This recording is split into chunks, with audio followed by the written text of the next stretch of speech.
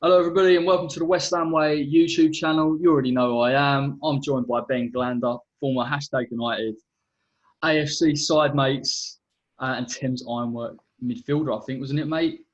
Midfield dynamo out there. Yeah. Played for Thames, played for like the West Ham fan TV lot, and thanks for inviting me on. No worries, mate. You're the perfect person for this video. I think. We're gonna have a bit of a laugh with it, something light-hearted, because the transfer window's getting me down at the moment. So we need something to kind of cheer us up a little bit. Yeah, 100%, man. The transfer window, it doesn't look too good at the moment. So hopefully this will lift our spirits and have a bit of a laugh. Got it, mate. Otherwise, just cry. Right. So we're going to do Gold and Sullivan and Brady, if she ever gets involved. But the signings of the past decade. So they've been in charge now since January 2010. And we're going to cover the worst 11 that we can put together. So there are some humdingers on there, some people you might have forgot about, some questionable ones. We might have to shoehorn a few into position, but we're going to give it a good shot. So what I've done is I've shortlisted a few names. And if you can think of any that we've missed, obviously whack it in the comment section. I'd be good to hear, because I feel like I've covered it, but you never know. So there's so many. Like, we're not short for options. Like, we could probably put 3 or 4 players. Yeah, there's a debate for 4 players in each position. Easily, mate. You could have a reserve team as well. So, right, kicking off, goalkeeper. Now, I think it's obvious. I do think it's obvious, but I've picked another 2 just to keep this selection process slightly fair. So we've obviously gone with Roberto as one.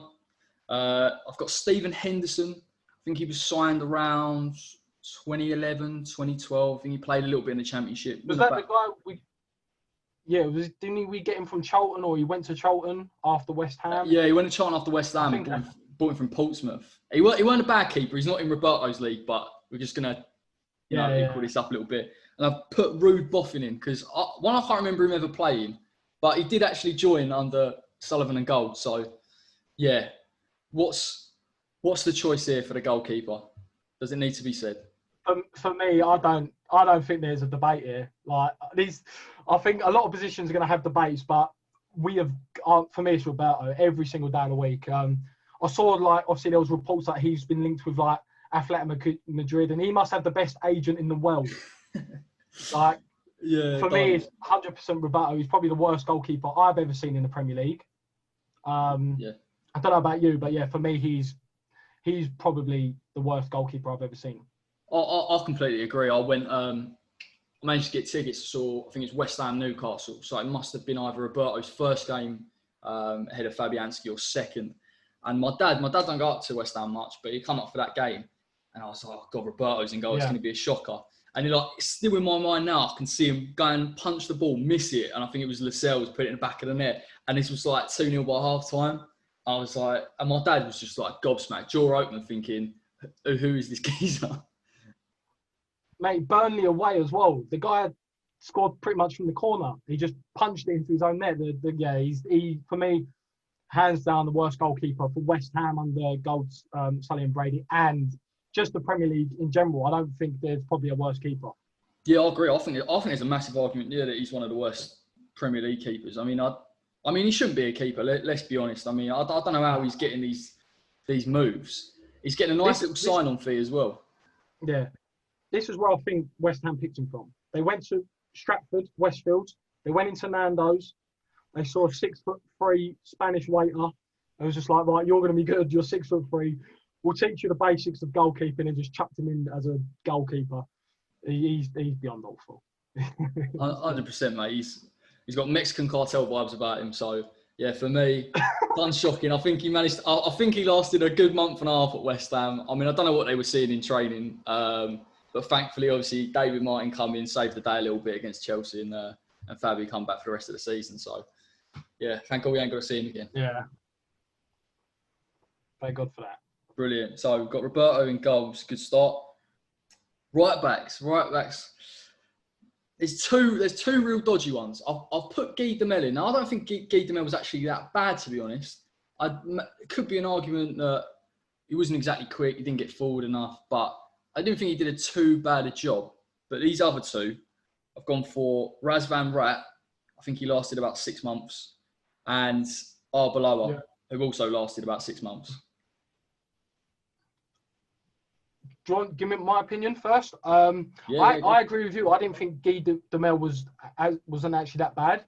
The only problem with him was I think he was a little bit injury prone, if I remember. Like he was always in and out of the team. But I actually didn't mind him. Razvan Rat, was he left back or right back? Was he right back? I thought he was right back. Yeah, I thought he was right back. I think it's Arbeloa. Yeah. For me. And I think that's because, one, he didn't really play many games. And when he did, he was absolutely shocking. And obviously the wages he would have been on at the time, like probably 70k, because at the end of the day, we just bought him because he was a name. He's played for Real Madrid, he's played for Liverpool. Similar to what we've done with Zabaleta, but Zabaleta, I think, paid off, especially the first 2 seasons. So Arbeloa, for me, it'd be Arbeloa, just because of the fact wages we would have spent on him. Played very few games, and I think was it Bilic that brought him in? Yeah, no, it was that 2016 transfer window when we moved. He was part of that lot. Yeah, he just didn't play, did he? So for me, it's probably Arbeloa. He's probably for me. Yeah, I'm gonna have to agree. I think Razvan actually didn't do too bad. Obviously, he never moved on, and he left quite early doors. But Arbeloa was shocking. I thought his attitude was. Yeah, his attitude was off from the minute he got to the club. You're right, he would have been on decent wages. I actually thought when we first signed him, it can't be a bad signing. He's played for Madrid for quite a long time now, so he can do a job. But listen, the bloke's pace has just gone not up to the Premier League at all. Yeah, that's what I think. I think we've done that a lot over the last 10 years. Is we've almost been a retirement home for these players that have played, for big clubs. And we've bought them based on what they've done and not what they're currently doing. Yeah. Arbeloa, yes, he would have been a solid centre-back or solid right-back for Real Madrid and Liverpool at the time. But we should be signing players based on what they can do now, not what they did like 5 years before. And, there's quite a few transfers that we've done that have, similar to that have come back and bit us, really. Yeah, completely agree, mate. It was one of them. I think the thing is with that 2016 window, they panicked a little bit. Obviously, they didn't have the full money that we thought they would have had, and they thought we would have built on that 2015-16 season. And they've brought in a few shockers. And listen, we could go on for days about the recruitment at West Ham. That's kind of the example, isn't it? That's kind of the leading. I mean, that 2016 window, you're going to see a lot of names pop up on this video. Yeah, a lot of them. Yeah. Brilliant. All right, so Roberto in goal. Arbeloa right back. I've gone with, I don't know, again, there's a few I feel a bit harsh on, but I'm going to go with anyway. I've got Tal Ben Hayim, if you remember him. Shocking. Guys play for Chelsea, Portsmouth and whatnot. Yeah. They brought him, I think Avram Grant brought him in because he knew him. So he wasn't too clever. Pogatetz, I think Pogatetz come in on loan.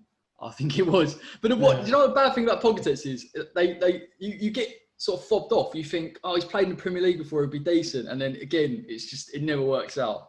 I've got Daniil Henry, the man we signed, I think, from Canada, but never played. So you've got to put him in there because he just didn't make an impression. And then just to even it up with 4, I don't agree with it though. Jose Font, maybe, purely because maybe we thought we were getting a better player than we did get, but then I don't think he had long enough really. Are those the 4 you included? What's that? Yeah. Did you Roger Johnson? Oh god, yeah. Was that? Oh no, yeah, no way. Get rid of Font. Yeah, we'll put Roger Johnson in there. Yeah. Classic. The relegator. Yeah, literally for me, he's definitely one of the 2. I suppose it's his nickname, as you said, the relegator. But I just think his West Ham career was defined by that game away at Man City, and Yaya Touré's just running at him. He's doing the guy's doing like a cha-cha slide all the way back to our own goal, and Touré's just scores. Yeah, he was terrible. He's definitely one of my 2 centre backs. In my head, I can still see him moving back and screaming at the telly, going, "Just do anything! I don't care if it's anything." But just commit a foul. Just do something. Yeah, it doesn't even matter at this point. Yeah, you've been going literally all the way back to your own goal. You might as well try and do something. But yeah, bang on, mate. I think, Roger Johnson in there. I think a few eyebrows were raised when he did come in because we knew his reputation. But yeah, no shock that he performed that bad. And again, I think that was an example because he had that 1 or 2 good seasons with Birmingham with Scott Dan as centre-back. Yeah. And I think that was when Joe Hart may have been in goal as well. And again, I think we've bought him based off because he done well for 1 or 2 seasons. I think that was another signing that could come under similar to Arbeloa. Had 1 or 2 good seasons. We brought him in, and obviously he was a catastrophe, wasn't he? Like, he was terrible. He was something special. So yeah, we've gone with Roger Johnson, and then for me, it's got to be Pogatetz. I think the bloke gave me anxiety every time I saw him on the ball. I mean, I did think he was a bit stronger. Yeah. He's not a commanding centre-back at all, but I thought he might be all right. He might be up to the pace of the game, but listen, I'm glad he didn't play too long in a West Ham shirt. Yeah, I don't think he convinced anyone when he was at Middlesbrough. Did we get him from a Bundesliga side? Yeah, Wolfsburg, mate, on loan. Yeah. I don't think he convinced at either clubs. I know he was, Middlesbrough fans may have a different opinion because I think he was there for quite a while. Yeah, it was a couple of years. But yeah, for me, his spell under West Ham, as you said, he every single time he got the ball, he was, you didn't know what he was going to do with it. He was unpredictable, didn't really know what to do with it himself, and that's not very, calming for fans that your centre back does that. So yeah, I agree. I think Pogatetz is the other centre back. So all right, so you're on Roger Johnson and Emmanuel Pogatetz at centre back, frightening partnership there. Just in front of Roberto, just to make it a little bit worse. Now, left back, I couldn't think of too many left backs. Obviously, West Ham haven't really signed many full backs at all since they've come in or spent a lot of money. I've gone with Wayne Bridge. We brought him in, I think it was January 2010, and he was on a massive wage. Yeah. And I've put in not because I think he's a bad player overall, but Patrice Evra, just purely for the fact he spent so little time at West Ham, and I can't even really remember him playing, to be honest. I think he played like 10 minutes in a cup or. From what I remember, I think it was Moyes brought him in the first time he was here in January. Wayne Bridge, I don't think done too bad. He done a lot better than I think Evra because he played a lot more games. Yeah. If I had to choose between them both, it's Evra. Again, a similar situation to Arbeloa. Evra would have been on a pretty wage as well. Didn't play that many games, so when you think about it, you forked out maybe 60, 70k a week on a fullback that didn't play often, and was only really used when Moyes went to like a 5-3-2. Yeah. So yeah, for me, it would probably, taking everything into account, for me, it probably would have to be Evra over Wayne Bridge. For me. Yeah, no, I'd be right. I don't think Bridge did too bad actually when he came in. I think maybe just because he was in that season, we got relegated. He did a job, but for me, Evra is that standout player where I think we all just sat there and went, is there any reason why you brought Patrice Evra and Jordan Hugill in the same window? And both of them added nothing. So, shame he weren't in his prime, but listen, you ain't going to get a Patrice Evra at West Ham in his prime. Yeah. Again, like I said, that's just another player that we've bought based off, what he's done previously, Evra, Arbeloa. Similar mould, what we've done over the last 10 years is just buy players who have passed it, retirement home kind of thing, give them a load of money, and then they just don't perform, really. Yeah, that's the thing with West Ham. We always hear we ain't got enough money, but they're happy to spend 80k on a 35-year-old left back. So we could get into that all day, mate. But we'll stick with it. We'll stick with it at 11. So that was our back four with a goalkeeper. So you got Roberto, Arbeloa, Pogatetz, Roger Johnson, and Patrice Evra. Now midfield, I've got a couple of candidates here. Some of them didn't do too badly, but some of them had a bit of a shocker. I've gone with, I think it's Havard Nordveit, coming in 2016. I've gone Bouba Diop. I didn't think he did too bad for us, but argument that maybe he didn't impress that much. Alou Diarra. I think Alou Diarra didn't play as well as we thought he would have done when we brought him from Marseille. Yeah. And then I've gone possibly another harsh one. Fernandes. I think Fernandes actually had a lot of potential at West Ham in that midfield, but he never really set on a place. And obviously, unfortunately, he's now left. But any standouts for you in those shortlisted? Edmilson Fernandes, I thought, I feel like we should have kept him a little bit longer. One, at his time, his age, and he was pretty versatile. I think he did show some promise. Who are the others? Diop, Diarra, and Nordveit.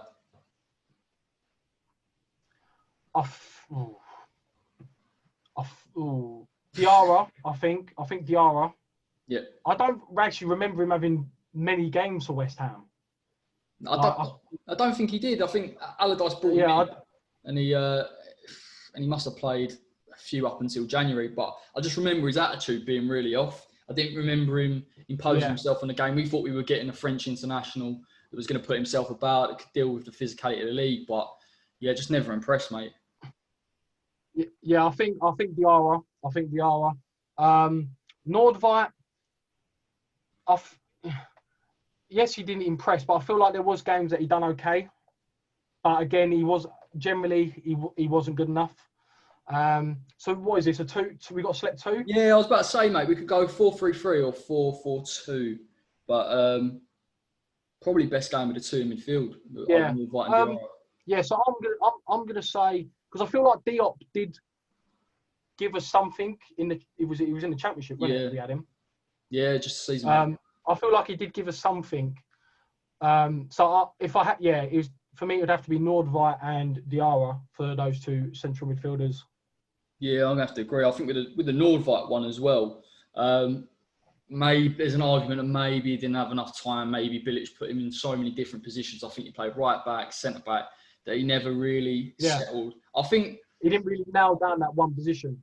Yeah, I think I can't remember who he played for now. I think it might have been Gladbach, but in the Bundesliga, he had a lot more time on the ball, and he had a decent passing range. And I think West Ham do need a midfielder that's got that passing range, a bit like a Shelby has for Newcastle. But I just thought he couldn't deal with teams that put a lot of pressure on us, and against people like Man City, he just looked like so out of his depth. He couldn't, just defensively not good enough for that position. Especially now you consider you've got Rice and Souček. Yeah, just not for me, mate, at all. Yeah, 100%. So, right midfield, I've gone Sofiane Feghouli, David Bentley, and Gökhan Torre. Yeah. Only one can take that famed place in the 11. Where was Savio was his name? The guy that we bought for 9 million, Savio Neves go? Where is he playing? Oh, no, he went in, mate. He went in just before they come in. Oh, was he just before? Yeah, no, he would have definitely just taken right mid. Yeah, I was going to say. So who was it? It was Torre, Bentley, and I think Bentley, like, when you brought him in, it was in the Championship, wasn't it? Yeah. Obviously, again, it was a player that, obviously, he retired early. He just fell out of love of football. So we didn't really see the best of him. Gökhan Torre, it could be him. I think we all got excited, not so much excited, but Bilic trusted him from Besiktas, and I thought everyone probably thought he was all getting a decent player. We paid like 5 million for a loan, played 3 or 4 games, got injured, never saw him for the rest of the season. Who's the other option? He's got Feghouli, Bentley, Torre. Or Feghouli. Nah, not Feghouli. I think Feghouli was better than both. For me, Torre, £5 million spent on loan, I think it was, for the season.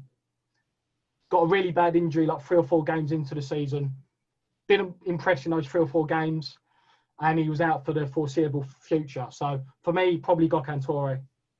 Yeah, I think I feel a bit bad on David Bentley because obviously he had a lot of injury problems, and I think he was just struggling with the game. You weren't really motivated for it. So it's always been difficult to tell in terms of putting him in the worst player in that 11. But certainly, I think you're right with Torre. Just physically weren't good enough. I think he had one decent moment where he crossed it in for Antonio against Bournemouth in his first game. That's literally all he contributed.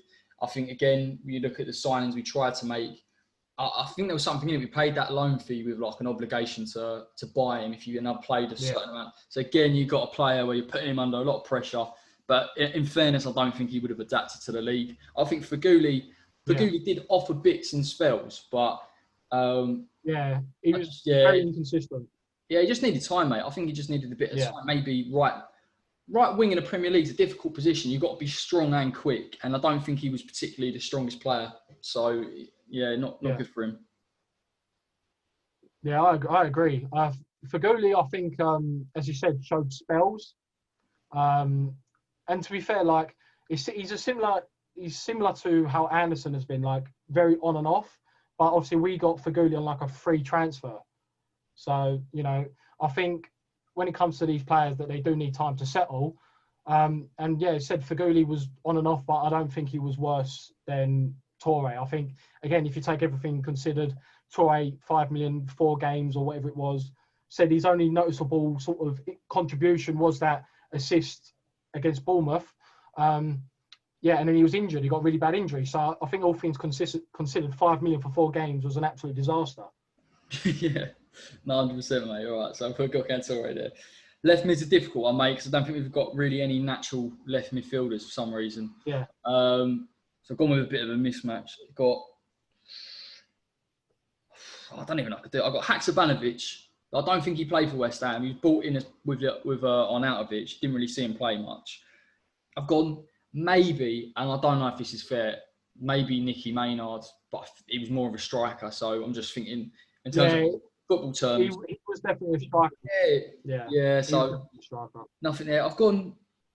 I feel bad, but I've gone Matt Jarvis purely because I don't think he played bad for West Ham, but when we paid, he was our record signing at the time, and I don't think we thought we were getting a bloke. I think he's like had the most crosses in European leagues. I don't really feel like he sort of offered enough in his game. I think that's why we bought him, was not so much. The thing is, stats, depending on what stats you look at, just stats can be very misleading. Yeah.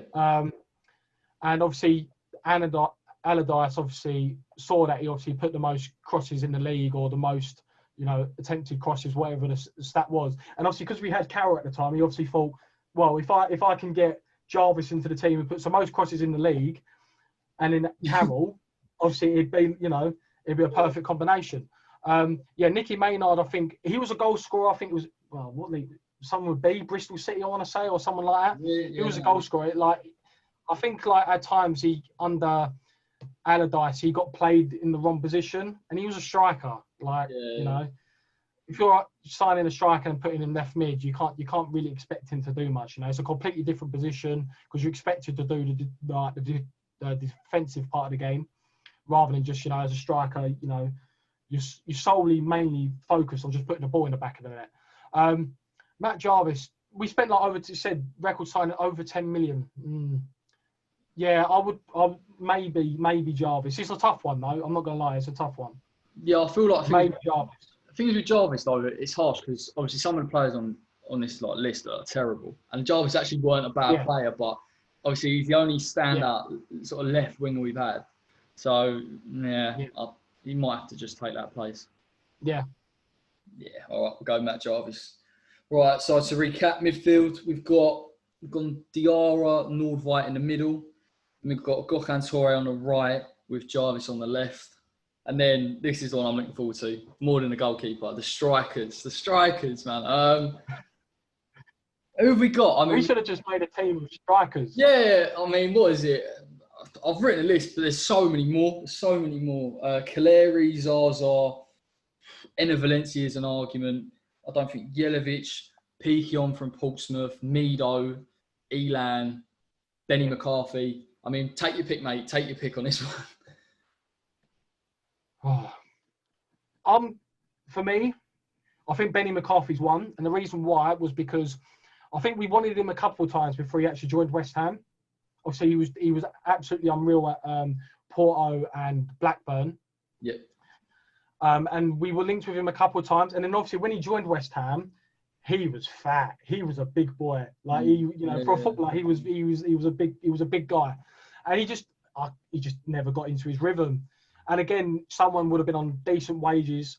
But the thing is, with these strikers, like, there's an argument for every single one why this one should be in it opposed to this one. So no matter what, I feel like no matter what combination we come up with, there could be, you know, multiple other combinations that could be said, you know. But yeah, I'm going to say Benni McCarthy, because I feel like he come in, and I feel like if we thought, oh, you know, we've got like maybe a decent striker here. We've wanted him before. He's done really well Blackburn, and it just never worked out for him. Yeah, So, no, mate. Yeah, I'm going to go with Benni McCarthy as well. Yeah, Benni McCarthy was a weird one, wasn't it? Because we brought him in, and you're right. He had a bit of a reputation. He had scored goals in the Premier League, and obviously every West Ham fan, I think, because we were in that relegation battle for 6 months, maybe he can do a job, maybe he can nick an odd goal. But I mean, he was absolutely terrible. But there are some more, you know, Zaza. I think I said this before.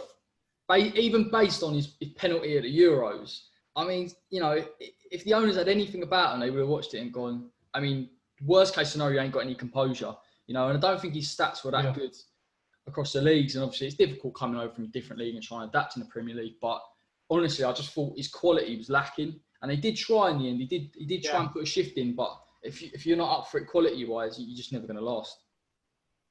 I think, obviously, we were linked with Zaza when he took that penalty for Italy. And then I think as soon as he scored against West Ham in like our first game, like the opening of the stadium against Juventus, and he scored, I feel like they've done the transfer based off that. 100%.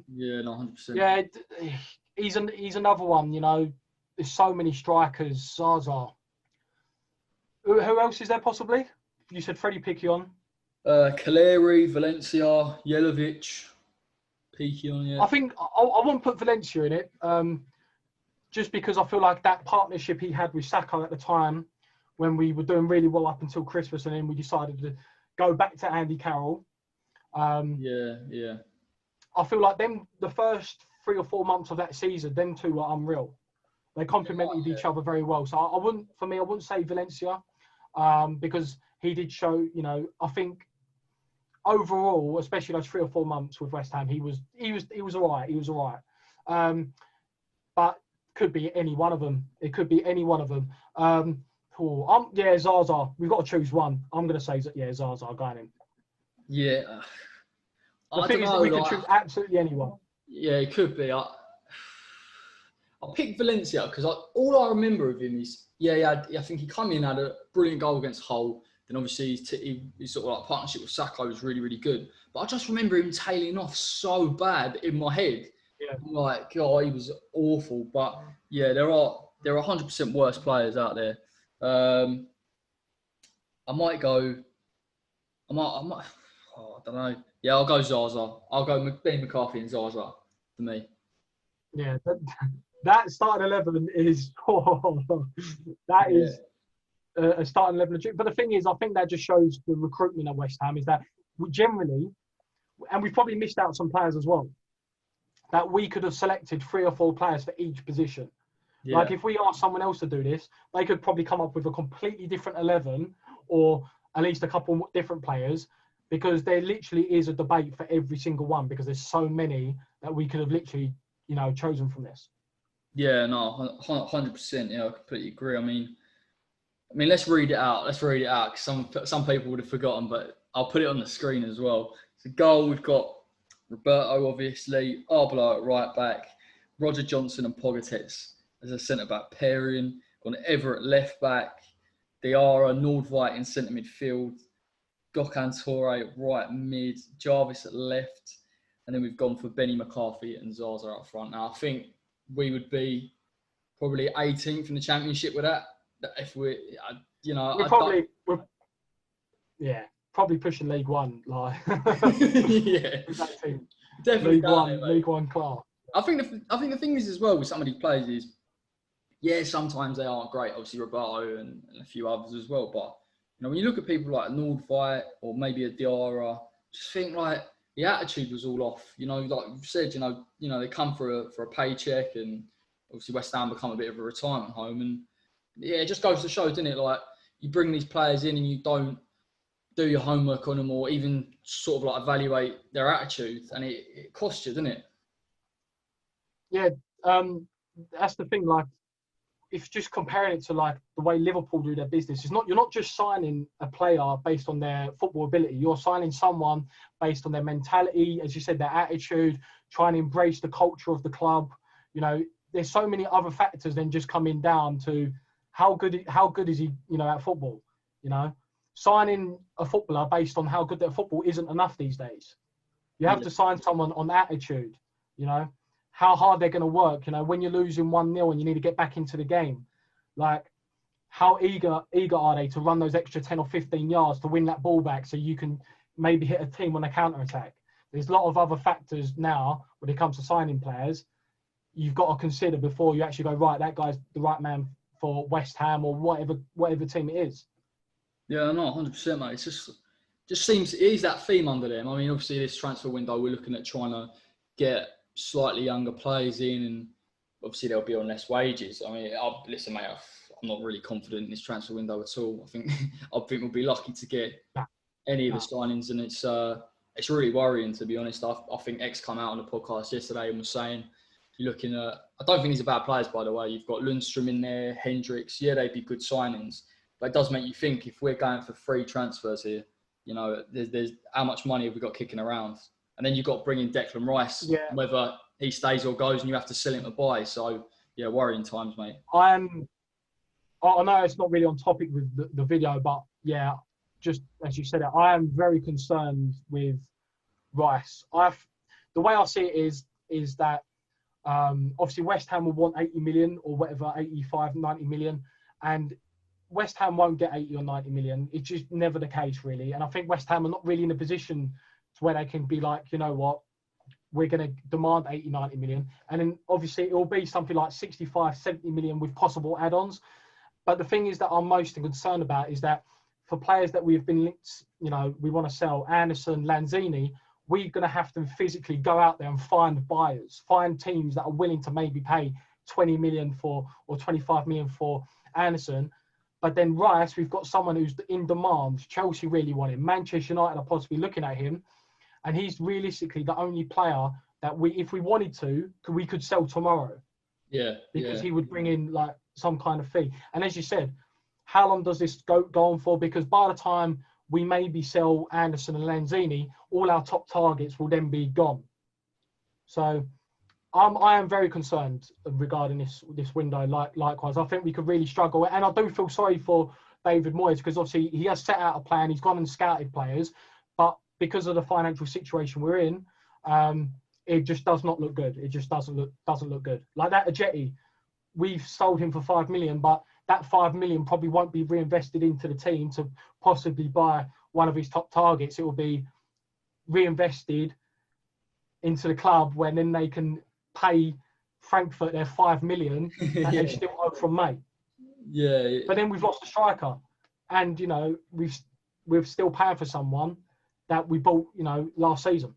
Yeah, no. Yeah, listen, mate, it's worrying anyway. We're not obviously we've got a few sellable assets, and then you've just got the big earners. It's not just about, you know, selling your Andersons and Lanzinis, the wages that come with that. You've got to have the clubs to be able to do it. I think one thing X as well said on the podcast, he was saying that we're so hard up financially that you could potentially see us loan out someone like Felipe Anderson, which I think's a job.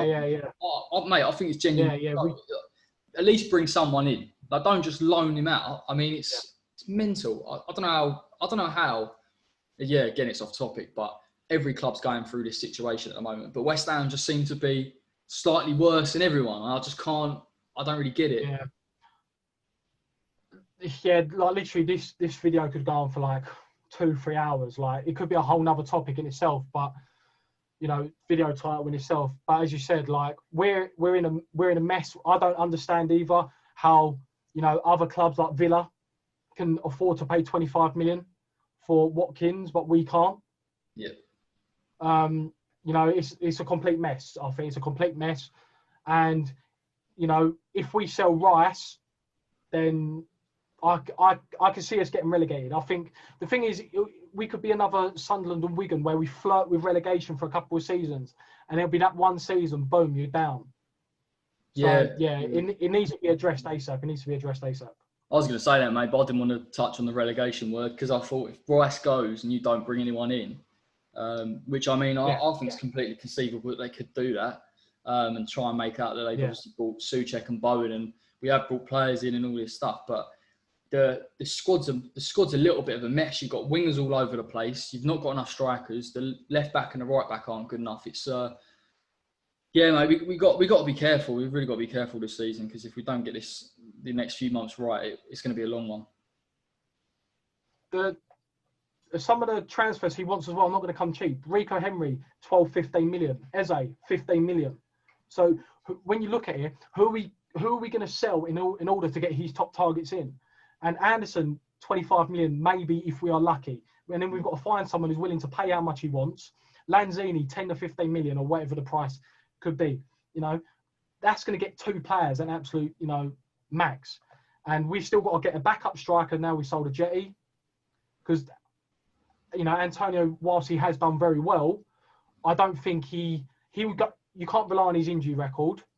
Firstly, and he's one of those players. He's not an out-and-out goal scorer, so he will go through phases where he scores 5 goals in 5 games, won't score for 10 games, scores another 5 in 4. Do you know what I mean? And he said the fullback areas, it's a complete mess. I don't know what we're going to do, and it's sort of every day that passes, I just wish Rice will be our biggest signing this summer, 100%. Yeah, that's good, mate. Honestly, we'll have to do another video on this and all these situations when the transfer window's done, because there's going to be so much to talk about, mate. It's going to be so much, especially. But mate. Thanks for coming on. Really appreciate that. That was brilliant. No worries, mate. Thanks for inviting me on. Get your view on things, and I'm sure we'll get you back sometime this season as well. Cheers, thank you, man. Thanks for inviting me on. No worries, mate. All right, you lot. Until next time, take care.